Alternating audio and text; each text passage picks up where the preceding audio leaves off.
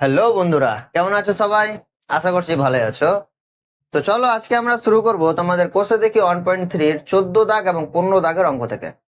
চলো 14 দাগের প্রথম প্রশ্নটা কি বলছে যে √5 এর দশমিকে বিস্তার কি হবে। আমাকে চারটা অপশন দেওয়া আছে, কোনটা সঠিক হবে এটা আমাকে দেখতে হবে। 14 √5 এর দশমিকে বিস্তার। আচ্ছা, এর আগে আমাকে একটা কথা বলো তো, এই √5টা কি? √5টা হচ্ছে একটা অবশ্যই অমূলদ সংখ্যা, বুঝতে পারলে? আমি যখন √5টাকে যখন আমি কি করব, দশমিকে বিস্তার করব, তখন কি আসবে? দশমিকের পর কোনোদিন সংখ্যা শেষ হবে না এবং একই সংখ্যা বারবার রিপিট হবে না। কথাটা বুঝতে পারলে? মানে √5কে যখন আমি দশমিকে নিয়ে আসব, তখন √5 এর মানটা দশমিকের পর কোনোদিন সংখ্যা শেষ হবে না, কোনোদিন সংখ্যা শেষ হবে না, মানে কি এটা হয়ে গেল অসীম, এবং একই সংখ্যা বারবার রিপিট হবে না, বুঝতে পারলে? মানে এটা হয়ে গেল অনাবৃত্ত। তো তোমার কোনটা অপশন সঠিক আছে? সি অপশন হচ্ছে সঠিক, একটি অসীম এবং অনাবৃত্ত দশমিক সংখ্যা। তোমার সি অপশন হয়ে গেল সঠিক, একটি অসীম এবং অনাবৃত্ত সংখ্যা।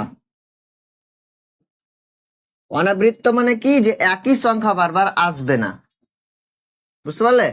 আর অসীম মানে কি? যে দশমিকের পর কোনোদিন সংখ্যা শেষ হবে না। তাহলে 2 দাগের অঙ্কে কি বলছে? 2 দাগের অঙ্কে কি বলছে যে দুটি অমূলদ সংখ্যার গুণফল। আচ্ছা, দুটি অমূলদ সংখ্যা মনে মনে ভাবো কি হতে পারে। আমি একটা নিয়ে নিলাম √3, আর একটা নিয়ে নিলাম কি √5। এই দুটো অমূলদ সংখ্যা নিয়ে নিলাম।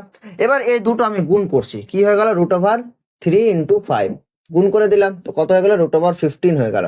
তো √15টা কি? √15টা হয়ে গেল কি? একটা অমূলদ সংখ্যা। এটা কি হয়ে গেল? এটা হয়ে গেল একটা কি? অমূলদ সংখ্যা। কিন্তু অ্যান্সারটা এখানে শেষ না, দেখো আর একটু ভালোভাবে ভাবো যে আমি এখানে √3 আর √5 নিলাম। আর একটা এক্সাম্পল দেখো, যে আমি একটা নিয়ে নিলাম, ধরো √3 নিয়ে নিলাম, আর একটা -√3 নিয়ে নিলাম। এটাও তো হতে পারে, একটা নিয়ে নিলাম √3 আর একটা নিয়ে নিলাম -√3। এবার এই দুটো গুণ করো, কত হয়ে গেল? -√3 × 3। এটা হয়ে গেল -3। তাহলে এটা কি চলে আসলো? এটা একটা মূলদ সংখ্যা চলে আসলো, এটা একটা মূলদ সংখ্যা চলে আসলো, মূলদ সংখ্যা চলে আসলো, বুঝতে পারলে? তাহলে তোমার কোনটা অপশন সঠিক? যে মূলদ কিংবা অমূলদ সংখ্যা, তোমার ডি অপশন হচ্ছে সঠিক। দেখো প্রথমবার আসলো অমূলদ সংখ্যা, দ্বিতীয়বার আসলো মূলদ সংখ্যা। তো আমি এখানে কি বলতে পারি? যে দুটি অমূলদ সংখ্যার গুণফল মূলদ কিংবা অমূলদ সংখ্যা আসতে পারে। এখানে সর্বদা অমূলদ সংখ্যা বলতে পারবো না, আর সর্বদা মূলদ সংখ্যাও বলতে পারবো না, আর সর্বদা পূর্ণ সংখ্যাও বলতে পারবো না, বুঝতে পারলে? তো তোমার ডি অপশন হচ্ছে সঠিক, যে মূলদ কিংবা অমূলদ সংখ্যা, অমূলদ সংখ্যা, বুঝতে পারলে?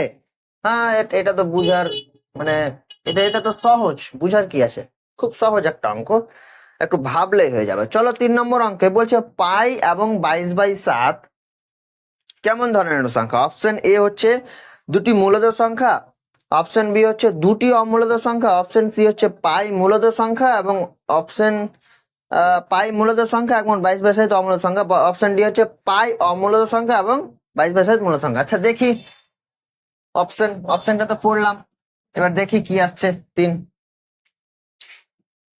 তিন কি কি বলছে? একটা বলছে পাই আর একটা বলছে 22/7। তাহলে দেখো, পাইকে যখন আমরা দশমিকে নিয়ে আসব, মানে পায়ের মানটা যখন আমি বার করব, তখন পায়ের মানটা তুমি যখন বার করবে দেখবে যে দশমিকের পর কোনোদিন সংখ্যা শেষ হবে না, কিন্তু একই সংখ্যা বারবার রিপিটও হবে না। মানে এটা কি হয়ে গেল?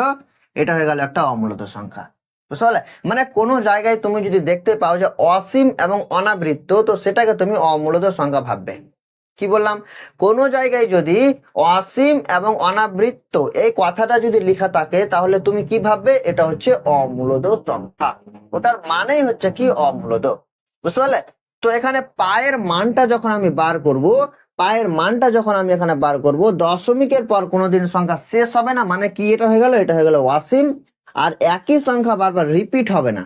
যেখানে 14 এটা বারবার আসবে না, বুঝতে পারলে? তো আমি এটা পাইটা কি হয়ে গেল, পাইটা হয়ে গেল একটা কি অসীম এবং অনাবৃত্ত, মানে অমূলদ সংখ্যা যাকে বলা হয়, অসীম অনাবৃত্ত বা অমূলদ সংখ্যা, লিখে দিলাম, বা অমূলদ সংখ্যা। কিন্তু এখানে 22/60টা কি, 22/60টাকে আমি কি দেখতে পাচ্ছি যে পি বাই কিউ ফর্মে দেওয়া আছে, বুঝতে পারলে? এখানে 22/60টাকে আমি কি দেখতে পাচ্ছি যে পি বাই কিউ আকারে সাজানো আছে। তো এটা কি হয়ে গেল, এটা হয়ে গেল মূলদ সংখ্যা, এটা হয়ে গেল কি মূলদ সংখ্যা, বুঝতে পারলে? তাহলে অপশন কোনটা সঠিক? অপশন পাই অমূলদ সংখ্যা এবং 22/7 মূলদ সংখ্যা, মানে তোমার অপশন ডি হচ্ছে সঠিক অ্যান্সার। অপশন ডি হচ্ছে তোমার সঠিক অ্যান্সার, যে পাই হচ্ছে অমূলদ সংখ্যা আর 22/7 হচ্ছে মূলদ সংখ্যা। অপশন ডি হচ্ছে তোমার কারেক্ট অ্যান্সার, বুঝতে পারলে? চলো 4 দাগের অঙ্কে।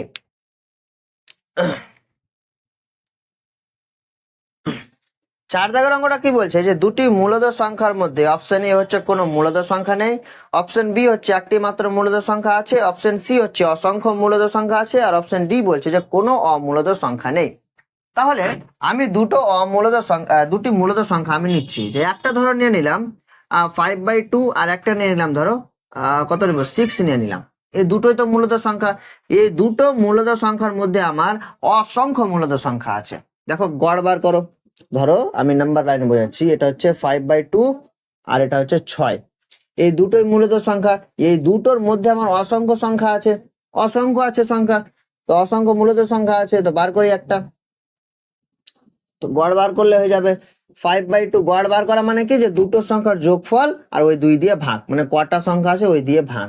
5/2 প্লাস 6/2, তাহলে এটা কত হয়ে যাবে, এটা হয়ে গেল তোমার এটা কত হয়ে গেল 2, 5 প্লাস 12, নিচে 2, তাহলে এটা হয়ে গেল 17/2 আর নিচে হয়ে গেল 2, এটা হয়ে গেল তোমার কত 17/4। তাহলে এই দুটো সংখ্যার মাঝখানে আমি একটা কি মূলদ সংখ্যা পেয়ে গেলাম, সেটা হচ্ছে 17/4। এই দুটো সংখ্যার মাঝখানে পেলাম 17/4। আবার আমি যদি এই দুটো সংখ্যার মাঝখানে যদি বার করি, তো এরকম একটা জায়গায় পেয়ে যাবো কোনো একটা সংখ্যা। আবার এই দুটো সংখ্যার মাঝখানে যদি আমি কোনো একটা মূলদ সংখ্যা বার করি, তো এখানে একটা মূলদ সংখ্যা চলে আসবে। আবার আবার কি বলে, এই দুটো সংখ্যার মাঝখানে যদি আমি মূলদ সংখ্যা বার করি, মানে গড় করি, তাহলে এখানে একটা পেয়ে যাব। আবার এই দুটো সংখ্যার মাঝখানে যদি আমি মূলদ সংখ্যা বার করি, তো এখানে একটা মূলদ সংখ্যা পেয়ে যাব। এরকম করে করে করে করে তোমার চলতেই থাকবে, মানে কোনোদিন শেষ হবে না। তো আমি এখানে কি লিখতে পারি, যে অসংখ্য মূলদ সংখ্যা আছে। তো তোমার অপশন কোনটা সঠিক?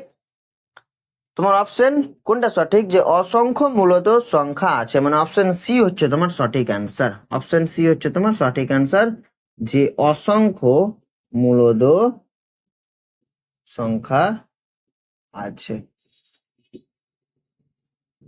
আচ্ছা বাস, সিম্পল। চলো 5 দাগের অঙ্কে কি বলছে, যে দুটি অমূলদ সংখ্যার মধ্যে কোনো মূলদ সংখ্যা নেই, একটি মাত্র অমূলদ সংখ্যা আছে, অসংখ্য অমূলদ সংখ্যা আছে, কোনো অমূলদ সংখ্যা নেই। আচ্ছা, যেমন মূলদ সংখ্যার ক্ষেত্রে আমি কি দেখতে পেলাম, যে অসংখ্য মূলদ সংখ্যা আছে, সেম ভাবে দুটি অমূলদ সংখ্যার মাঝখানে আমার অসংখ্য অমূলদ সংখ্যা আছে। তাহলে 5-এর সি অপশন হচ্ছে তোমার সঠিক অ্যান্সার, বুঝতে পারলে? চলো 6 দাগের অঙ্কে কি বলছে, যে 0 সংখ্যাটি অখণ্ড সংখ্যা কিন্তু পূর্ণ সংখ্যা নয়, পূর্ণ সংখ্যা কিন্তু মূলদ সংখ্যা নয়, মূলদ সংখ্যা কিন্তু বাস্তব সংখ্যা নয়, অসংখ্য অখণ্ড সংখ্যা, পূর্ণ সংখ্যা, মূলদ সংখ্যা এবং বাস্তব সংখ্যা কিন্তু অমূলদ সংখ্যা নয়। আচ্ছা, 0 সংখ্যাটা কি আমার অখণ্ড সংখ্যার মধ্যেও পড়ছে। 0কে নিয়ে যেগুলো ধনাত্মক সংখ্যা সেগুলো কি অখণ্ড সংখ্যা, তাহলে 0টা কি হয়ে গেল আমার অখণ্ড সংখ্যা হয়ে গেল। হ্যাঁ, আর 0টা কি হয়ে গেল, 0টা হয়ে গেল আমার কি পূর্ণ সংখ্যা, পূর্ণ সংখ্যা। 0টা কি হয়ে গেল আমার মূলদ সংখ্যা হয়ে গেল, মূলদ সংখ্যা হয়ে গেল। 0টা কি হয়ে গেল আমার বাস্তব সংখ্যা হয়ে গেল, বাস্তব সংখ্যা হয়ে গেল, বুঝতে পারলে? 0কে আমি অখণ্ড সংখ্যা বলতে পারবো, মূলদ সংখ্যা বলতে পারবো, কারণ 0কে আমি 0/1 হিসাবে লিখতে পারবো, যেটা হচ্ছে p/q আকারের। তো অখণ্ড সংখ্যা হয়ে গেল, মূলদ সংখ্যা হয়ে গেল, বাস্তব সংখ্যা হয়ে গেল, পূর্ণ সংখ্যা হয়ে গেল। তাহলে তোমার অপশন ডি হচ্ছে তোমার সঠিক অ্যান্সার, কিন্তু অমূলদ সংখ্যা নয়। 0কে তো আমি অমূলদ সংখ্যা বলতে পারবো না, কারণ 0 0 অমূলদ সংখ্যা মানে কি, যে দশমিকের পর কোনোদিন সংখ্যা শেষ হবে না আর একই সংখ্যা বারবার রিপিট হবে না। আর এখানে তো একটা সিঙ্গেল সংখ্যাই আছে, সেটা হচ্ছে 0। বুঝতে পারলে? আমি 0-কে অখণ্ড সংখ্যা বলবো, মূলদ সংখ্যা বলবো, পূর্ণ সংখ্যা বলবো, বাস্তব সংখ্যা বলবো, কিন্তু অমূলদ সংখ্যা বলতে পারবো না। বুঝতে পারলে? যদি কোনো অসুবিধা হয় তো আর একবার ভিডিওটা কি বলে একটু পিছিয়ে দেখেন, তো আশা করছি বুঝে যাবে। চলো এবার আমরা চলে যাই 15 দাগের অঙ্কে। 15-1 প্রথম প্রশ্নটা কি বলছে, যে একটি উদাহরণ লিখি যেখানে কি বলছে, দুটি অমূলদ সংখ্যার যোগফল একটি মূলদ সংখ্যা। মানে দুটি অমূলদ সংখ্যা আমাকে নিতে বলছে, আর কি বলছে যে এর যোগফলটা মূলদ সংখ্যা চলে আসবে। তাহলে দুটি অমূলদ সংখ্যা নিয়ে মানে এরকম, মানে একটু ভাবো যে এমন কোন অমূলদ সংখ্যা নিয়ে নিব যে ওদের যোগফলটা মূলদ সংখ্যা চলে আসবে। এরকম ভাবে ভাবো একটু, যে এমন কোন অমূলদ সংখ্যা আমি নিয়ে নিব যে তাদের যোগফলটা মূলদ সংখ্যা চলে আসবে। তো আমি একটা কি নিয়ে নিলাম, একটা ধরো নিয়ে নিলাম √5। হ্যাঁ, এটা একটা অমূলদ সংখ্যা। আর একটা নিয়ে নিলাম কি -√5, এটাও একটা অমূলদ সংখ্যা। এই দুটো যোগ করো, তাহলে যোগ করলে কি আসবে, √5 প্লাস ব্র্যাকেট -√5 যোগ করলাম, এটা কত হয়ে গেল, √5 প্লাস -√5, এটা হয়ে গেল 0। তাহলে 0 কি হয়ে গেল, একটা মূলদ সংখ্যা হয়ে গেল। 0 একটা মূলদ সংখ্যা হয়ে গেল। তো আমি কি নিলাম, একটা √5 নিলাম, আর একটা কি নিলাম, -√5 নিলাম। বুঝতে পারলে? 2 এর প্রশ্নে চলো, কি বলছে, একটি উদাহরণ লিখি যেখানে দুটি অমূলদ সংখ্যার বিয়োগফল একটি মূলদ সংখ্যা। এখানে আমি যোগ করলাম, যোগফলটা মূলদ সংখ্যা পেলাম, এবার আমাকে বিয়োগ করতে হবে। তো দুটো সংখ্যা ভাবো কি হতে পারে, ওর বিয়োগফলটা যেন আমার মূলদ সংখ্যা হয়ে যায়, এরকম ভাবে ভাবো। বুঝতে পারলে? তাহলে আমি যদি একটা কি নিলাম √2 নিই, আর একটা যদি √3 নিই, তাহলে এটা কি হয়ে গেল, এটা হয়ে গেল √2 - √3। এটা তো আমার অমূলদ সংখ্যা চলে আসলো, মানে আমাকে মূলদ সংখ্যা বার করতে হবে। আর একটা ভাবি, √5 কত নিলাম, -√5। তাহলে এটা বিয়োগ করি, এটা বিয়োগ করলে কত চলে আসবে, √5 -√5।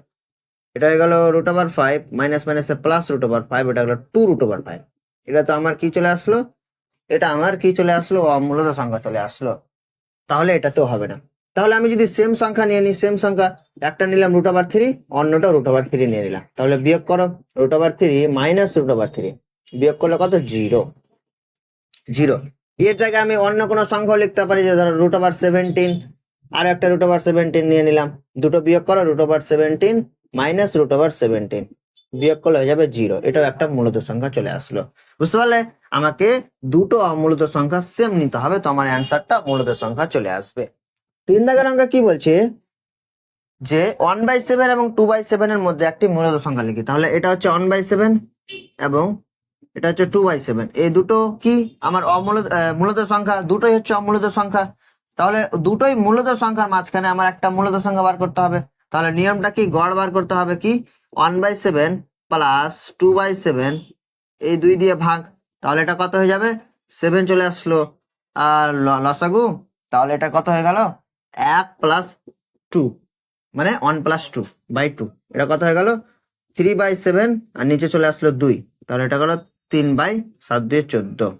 তাহলে এটা কি হয়ে গেল, এটা আমার হয়ে গেল একটা মূলদ সংখ্যা। দুটো সংখ্যার মাঝখানে আমি একটা মূলদ সংখ্যা পেয়ে গেলাম, সেটা হচ্ছে 3/14। মানে দুটো সংখ্যার গড় বার করলে আমি পেয়ে যাব। বুঝতে পারলে? কোনো অসুবিধা নেই আশা করি। চলো 4 দাগের অঙ্কে, এবার সেম সংখ্যা দেওয়া আছে, আমাকে অমূলদ সংখ্যা বার করতে বলছে। সেম সংখ্যা দেওয়া আছে, আমাকে অমূলদ সংখ্যা বার করতে বলছে। তাহলে অমূলদ সংখ্যা বার করার নিয়মটা বলেছিলাম, কি করতে হবে, আগে এটাকে দশমিকে ভাঙবো। এটা কত, 4 দাগ।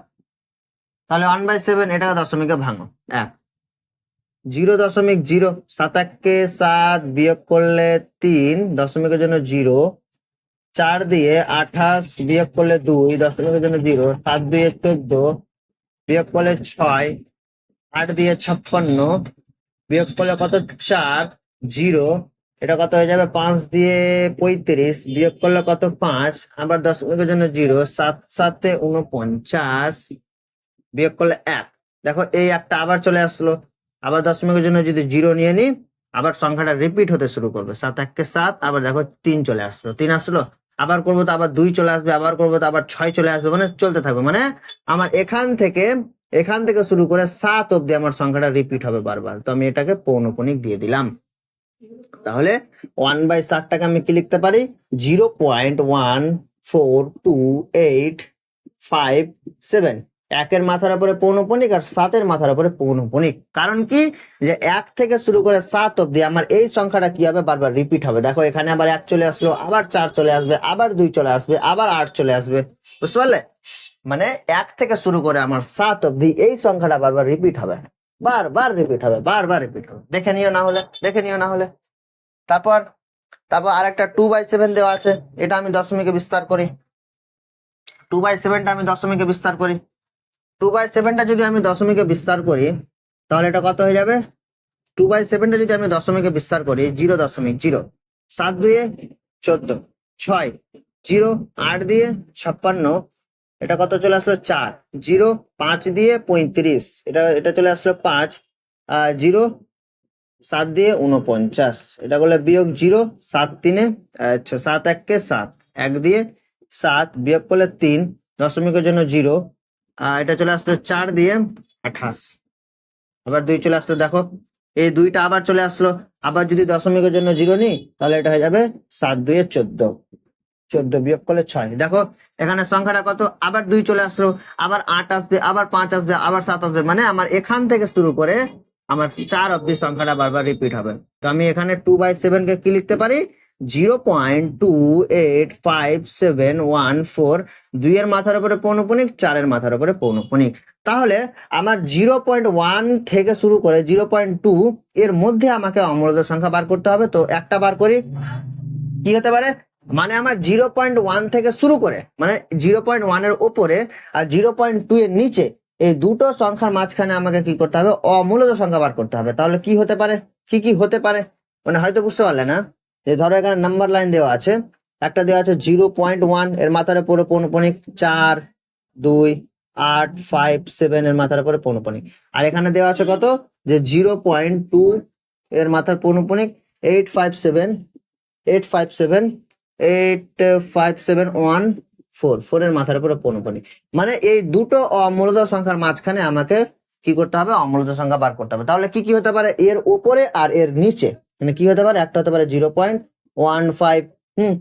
155, 1 3 5, 1 4 5, 4 5, এরকম করে করে কি থাকবে, চলতে থাকবে। তো এটা হচ্ছে কি, যে দুটো অমূলদ সংখ্যার মাঝখানে আমি একটা অমূলদ সংখ্যা বার করলাম, এটা হচ্ছে তোমার অ্যান্সার।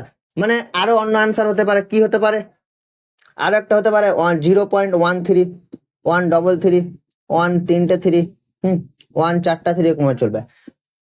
আরো তোমার অন্য অ্যান্সার হতে পারে কি 1.8, 0.1, 0.18, 188, 1 3 8, 1 4 8, এরকম ভাবে চলবে। আরো হতে পারে কি 0.19, 199, 1 3 9, 1 4 9, 1 5 9, 1 6 9, এরকম ভাবে কি তোমার চলতে থাকবে। মানে এই প্রশ্নগুলোর ক্ষেত্রে তোমার অ্যান্সার এটাই হবে, এটার কোনো মানে নাই।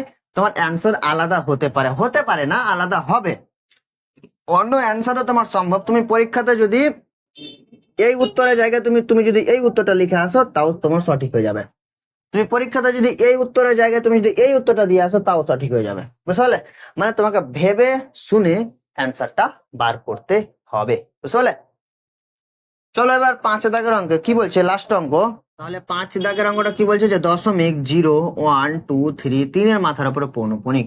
তাহলে এই সংখ্যাটা আমি কিভাবে লিখতে পারি, যে 0.0123, যেহেতু 3-এর মাথার উপরে পৌনঃপুনিক দেওয়া আছে, মানে এখানে 3টা কি হয়ে যাবে, বারবার রিপিট হবে। 3টা কি হয়ে যাবে, বারবার রিপিট হবে, বুঝতে পারলে? মানে চলতে থাকবে, জীবনেও শেষ হবে না, কোনোদিনও শেষ হবে না। তোমার গার্লফ্রেন্ড তোমাকে ছেড়ে চলে যাবে কিন্তু এই তোমাকে ছাড়বে না, বাস।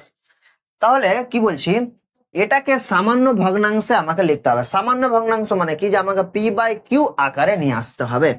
তাহলে এটাকে আমি যদি p/q আকারে নিয়ে আসি, তাহলে ফর্মুলাটা কি ছিল আমি করেছিলাম, কিন্তু তোমাকে 3-এর দাগের অঙ্ক না 4-এর দাগের অঙ্ক করেছিলাম, 3-এর দাগের অঙ্কগুলোতে আমি করেছিলাম। তাহলে এটা সূত্রটা কি, যে আমি দেখে দেখে বসিয়ে দিলাম 0.123, চুপচাপ বসিয়ে দিলাম, কোনো অসুবিধা নেই, একটা বিয়োগ চিহ্ন। তারপর কি করব, যে এখানে আমি দেখবো যে কার মাথাতে পৌনঃপুনিক দেওয়া নেই। এখানে 0-এর মাথার উপরে দেওয়া নেই, 1-এর মাথার উপরে দেওয়া নেই, 2-এর মাথার উপরে দেওয়া নেই, চুপচাপ বসিয়ে দাও 0 1 2 বসিয়ে দিলাম। এবার নিচে কি বসবে, নিচে কি বসবে, যেখানে কতটা সংখ্যার মাথার উপরে পৌনঃপুনিক দেওয়া আছে, একটা সংখ্যার মাথার উপরে দেওয়া আছে মানে একটা নয়, আর এখানে তিনটে সংখ্যার মাথার উপরে পৌনঃপুনিক দেওয়া নেই মানে এখানে তিনটা জিরো। এটাকে সলভ করো। 123 থেকে আমি যদি 12 বিয়োগ করি কত হয়ে যাবে, 1 1 1, তিনটে 1, আর এখানে তিনটে 9, তিনটে 0। তাহলে এটা আমি কি করলাম, সামান্য ভগ্নাংশে নিয়ে আসলাম, মানে এটাকে আমি p/q আকারে সাজিয়ে নিলাম। বুঝতে পারলে? তাহলে আজকের এই ক্লাসটা এতটুকুই, মানে চ্যাপ্টার হয়ে গেল শেষ। আশা করছি তোমাদের বুঝতে কোনো অসুবিধা হয়নি। এর পরের চ্যাপ্টার আমরা শুরু করব, যেটা হচ্ছে কি সূচকের নিয়মাবলী। খুব একটা ছোট চ্যাপ্টার এবং করতে খুব মজা লাগবে, চ্যাপ্টারটা বুঝতে মজা লাগবে, অঙ্ক করতে মজা লাগবে, কোনো অসুবিধা হবে না। তো দেখা হবে এর পরের মানে চ্যাপ্টারে বা অধ্যায়ে। তো সবাই ভালো থেকো, সুস্থ থেকো, ভালো করে পড়াশোনা করো। Thank you.